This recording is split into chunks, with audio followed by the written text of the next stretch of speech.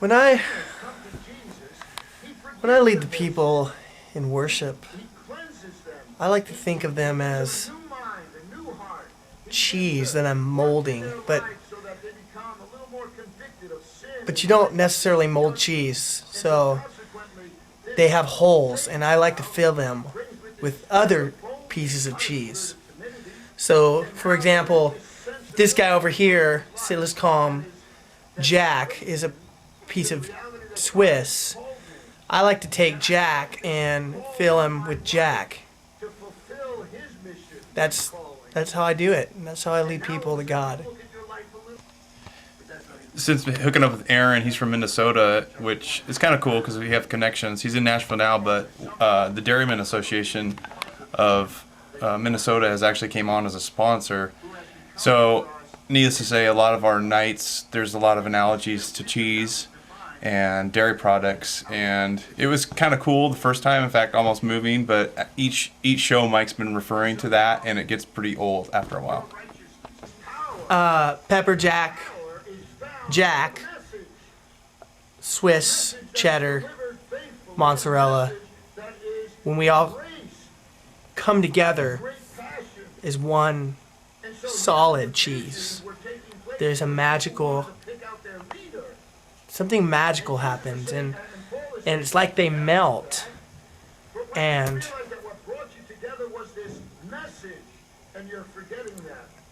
I don't even know. So the other night, he gets to Colby, Jack, Pepper Jack. He's like, and we meld all together, and then he ends with a melt, and he breaks down.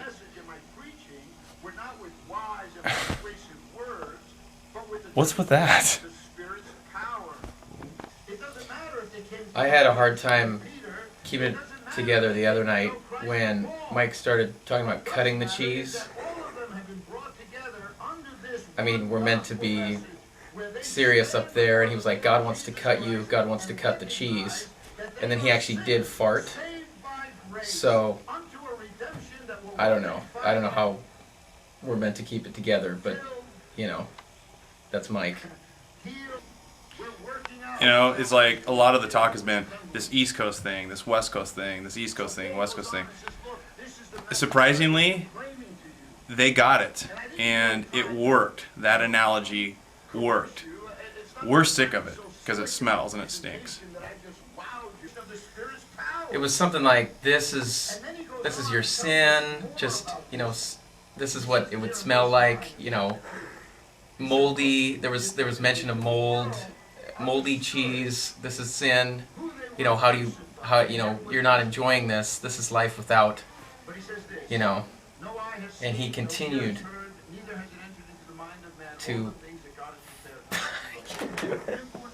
So afterwards, we were just doing a meet and greet, and I don't know, I was talking to this lady, but in the corner of my eye, I just saw some slow movement, and this guy came up, and I just saw this, like, just an old finger just kind of come up to me, and just kind of tapped me on the shoulder. I looked over, and on his shirt it said, Ned Wonger Dairy, and it was Floyd. It was Floyd Ned Wonger, and he has probably 50 herd of jerseys over there, and you know, with a tear in his eye, he comes up to me, and he goes,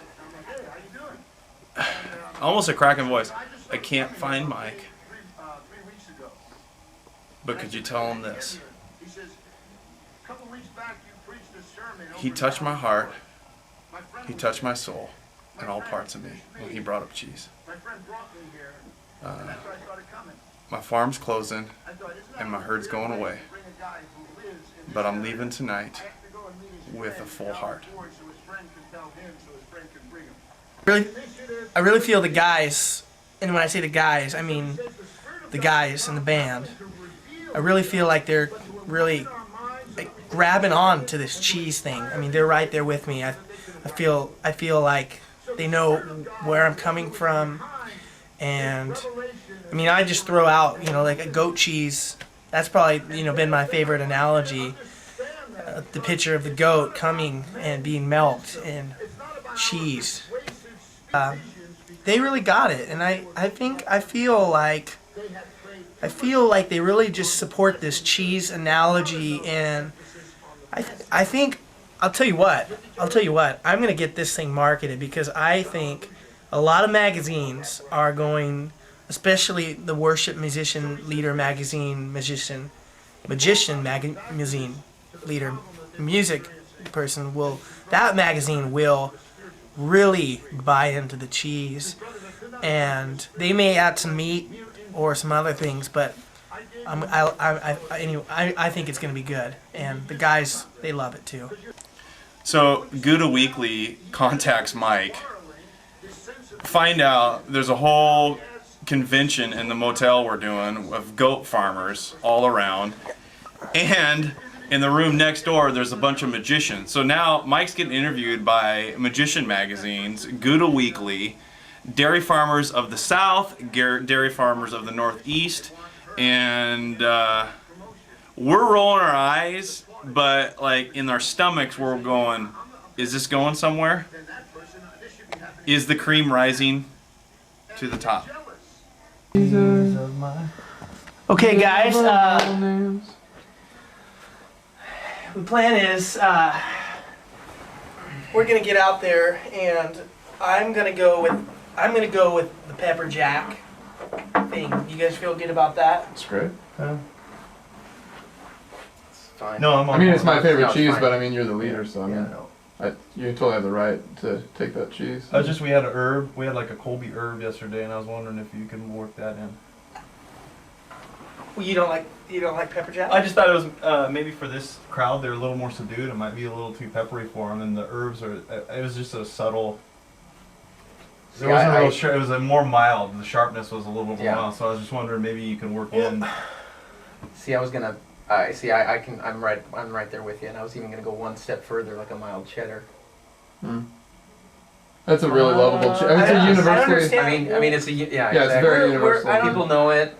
Everyone knows it. I know, but I mean, it's right in that balance. Maybe if you did like an I just- aged white cheddar, I just it'd feel like bring it's something safe, unique and yeah. it's safe. And you know what, guys? Chris, Wayne, Aaron, I've been working on this all night while you guys were out.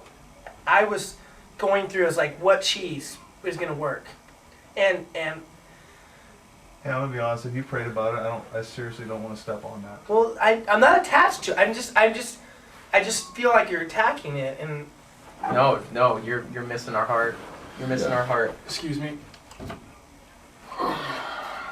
Let's let him. Oh, sorry, here. let's bring him into this. I can't do this. What am I? What? I would say Jesus. Take the spreader. Take the shredder.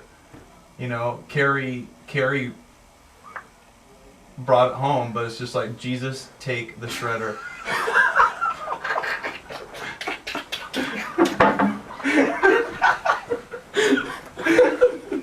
Spreader? Jesus, take the spreader.